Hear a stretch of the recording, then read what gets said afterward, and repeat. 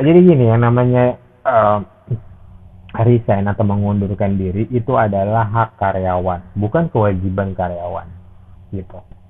Jadi ketika perusahaan meminta karyawan untuk resign, ya patut dipertanyakan sebenarnya putusnya hubungan kerja itu inisiatifnya siapa? Inisiatifnya perusahaan atau inisiatifnya karyawan?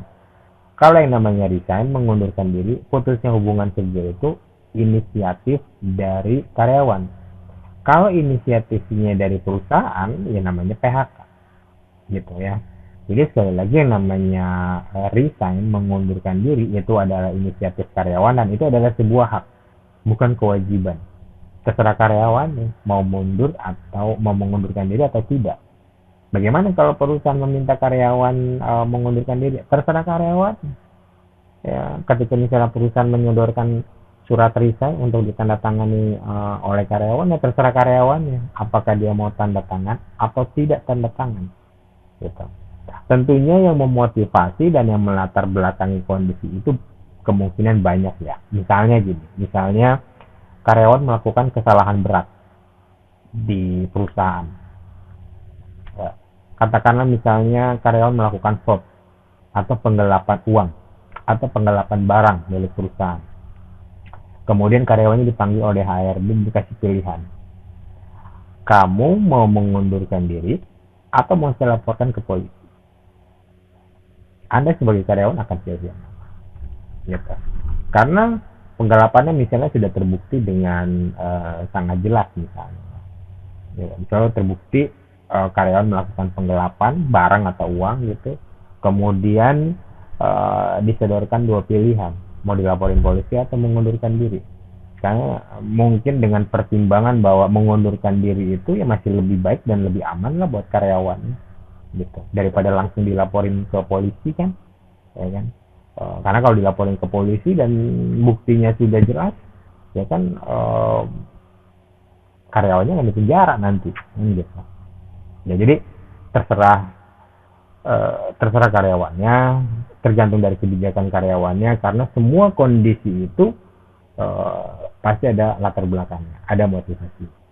Ada bisa jadi misalnya perusahaan menyodorkan surat pengunduran diri untuk ditandatangani karena performance dari karyawan yang dinilai kurang baik oleh perusahaan, gitu. Bisa aja terjadi kayak gitu.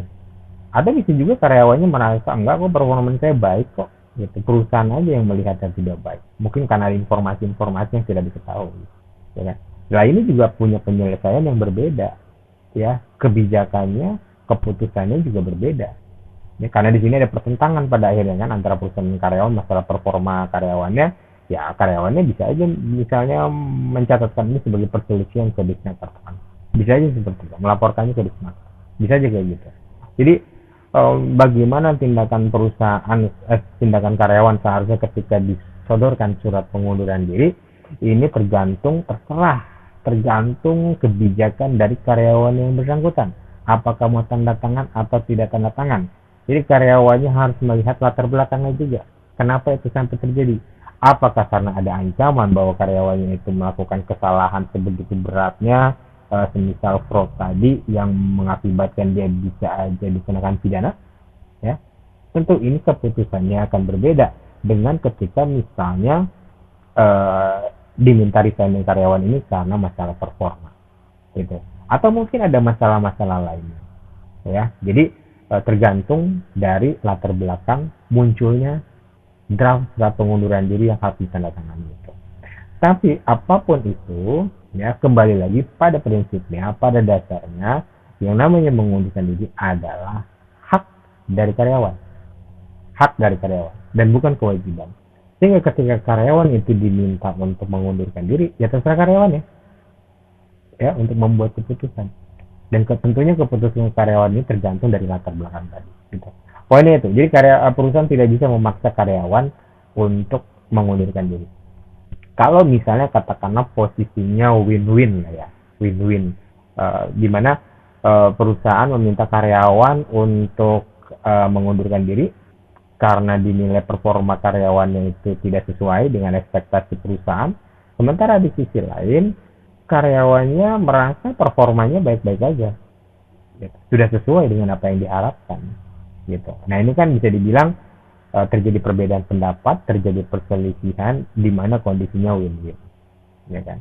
Nah kalau kondisinya kayak gitu, ada alternatif ketiga ya, daripada menandatangani atau tidak menandatangani. Alternatifnya misalnya, oke, saya mengundurkan diri, tapi berikan saya kompensasi yang layak.